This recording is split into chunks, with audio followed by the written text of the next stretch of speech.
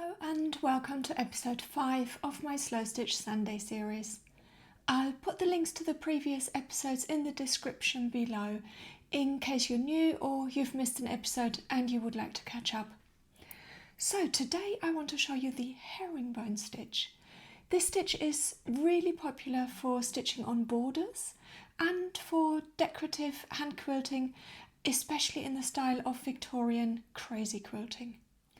I'll show you the basic stitch and then a couple of ways in which you can embellish it. To start with, I've taken 2 fabric scraps and folded the edges by about 1/4 inch, one going up and one going down, so that you can interlink them for a clean finish. I'm going to add a few little applique pins.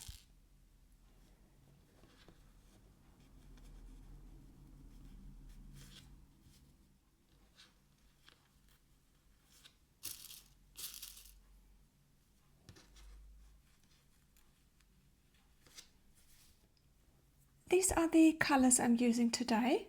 They are 8 weight by Aurifil from the Susie Quilts thread collection, and a big thank you to Aurifil for sending this collection to me when I started my Slow Stitch Sunday series. If you prefer, you can mark a line down here with a heat erasable pen, but I'm just going to eyeball it. The plain classic version is stitched much denser than what I'm doing now, but I'm planning to make this stitch extra wide so that I can go in with a second colour and add a little bit more interest to it.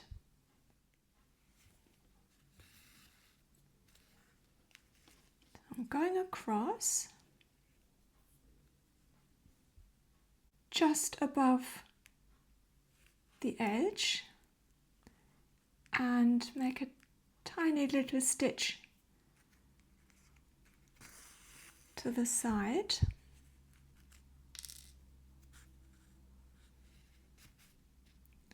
And then I'm going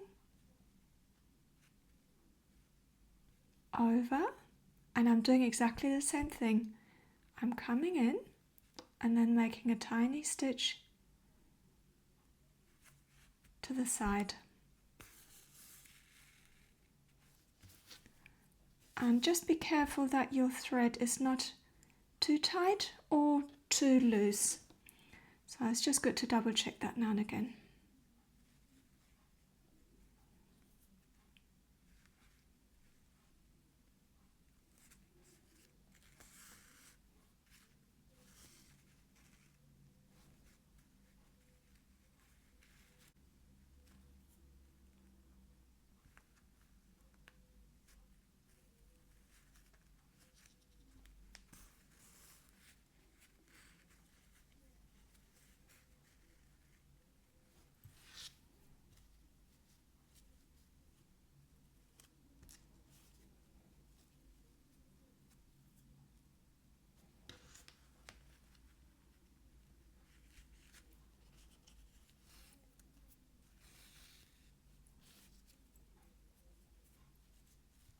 It can actually help to lay the thread on the fabric and then put your needle down.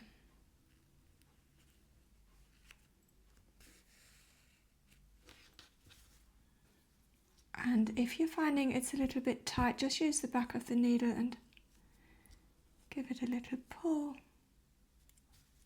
until it lies flat.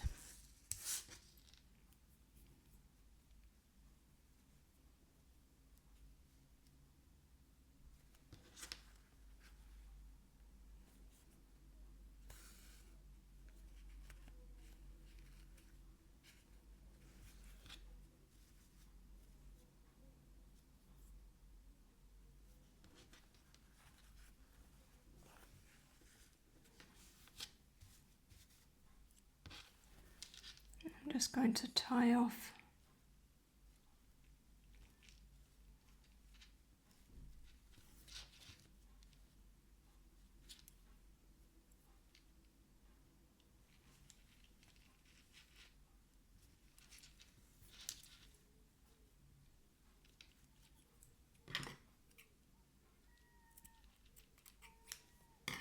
I'm now moving to my second colour.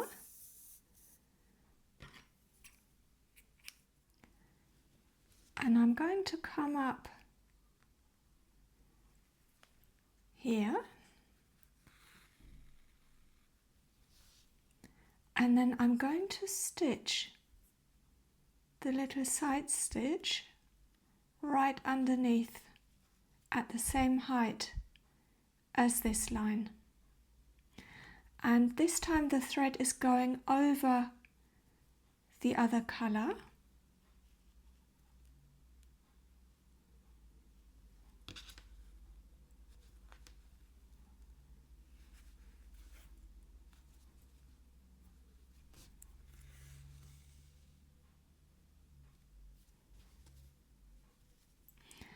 And to get up here, I'm going underneath, and if you find it easier, you can use the back of the needle so that you're not splitting this this thread. And then parallel with the stitch below.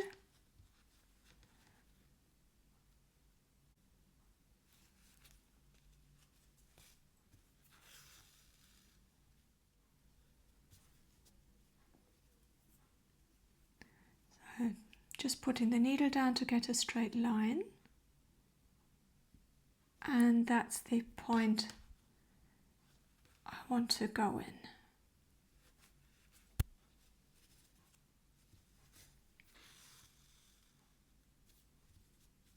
And you can see how this really fun lattice pattern is starting to develop.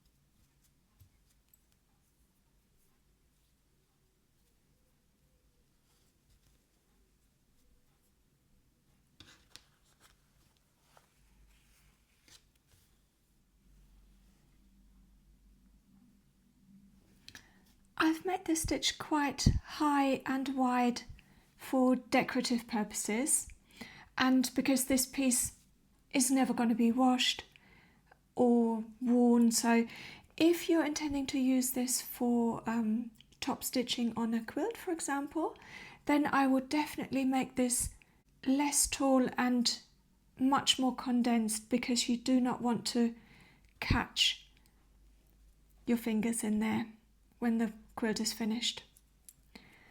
So I've got my third colour, and there's different options now. I might actually grab a fourth colour in a minute. You can go over the middle like this.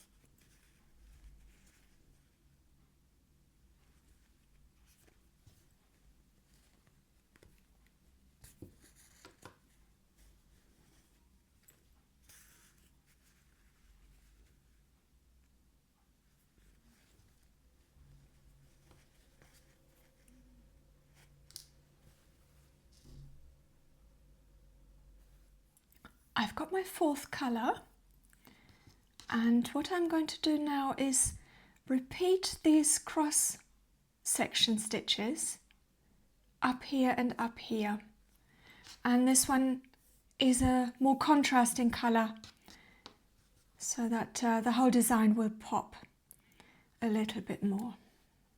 So I'm coming up just below the fold.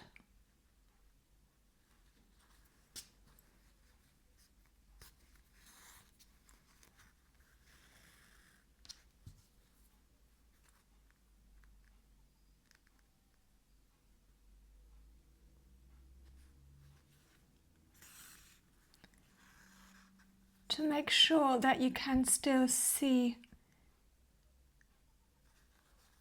the purple stitches above.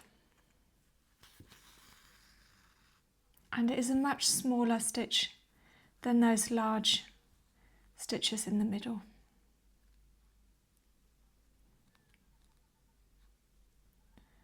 So these are a bit more tricky to place, but it is worth taking your time over it.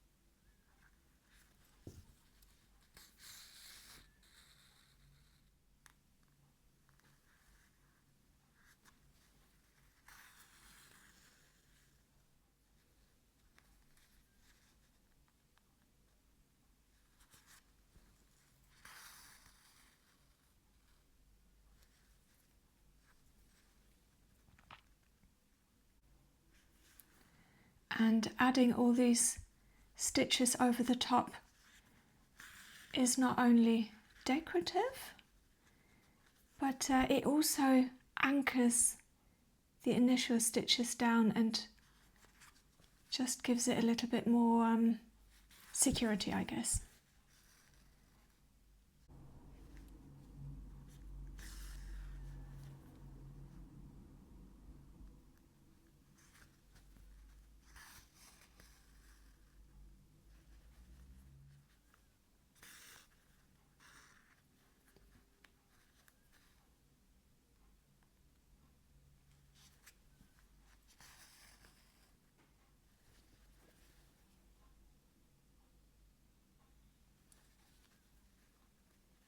And then I'm going to do the same thing down here.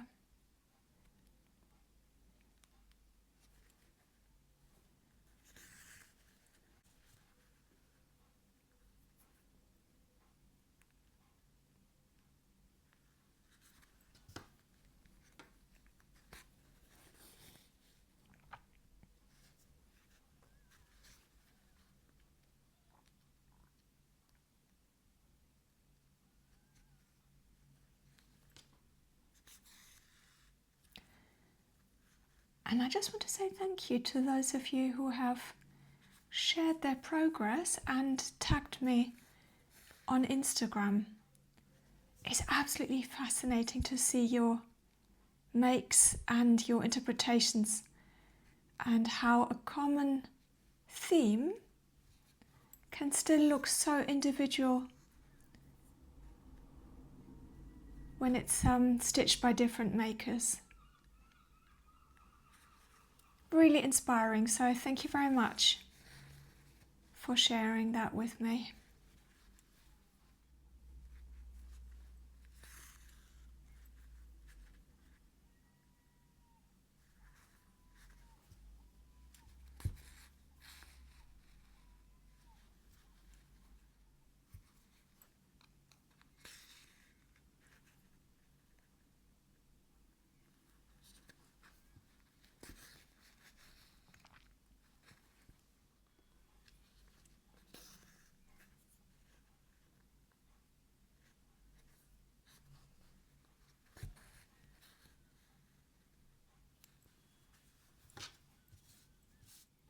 And you know what? I will actually add a fifth colour to to this and add a French knot in the middle of all these diamonds.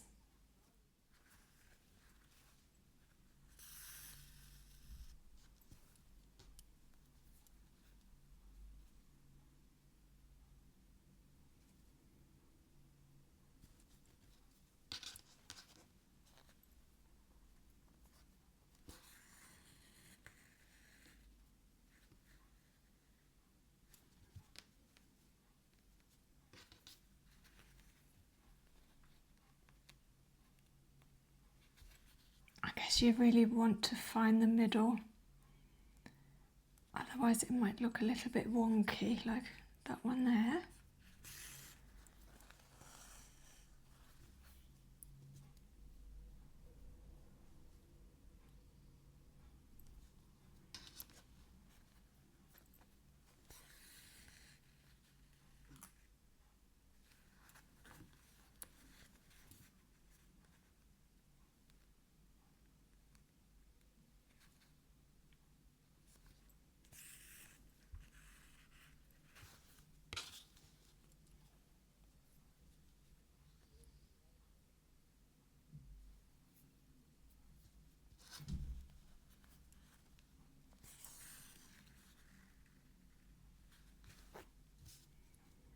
I've finished the French knots and I'm going to use the rest of the thread to stitch a running stitch across the edge just to secure these bits down.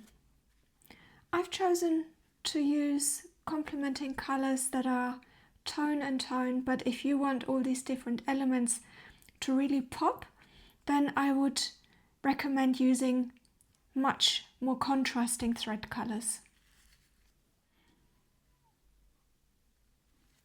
I hope you've enjoyed the herringbone stitch and you can see the creative potential that it has.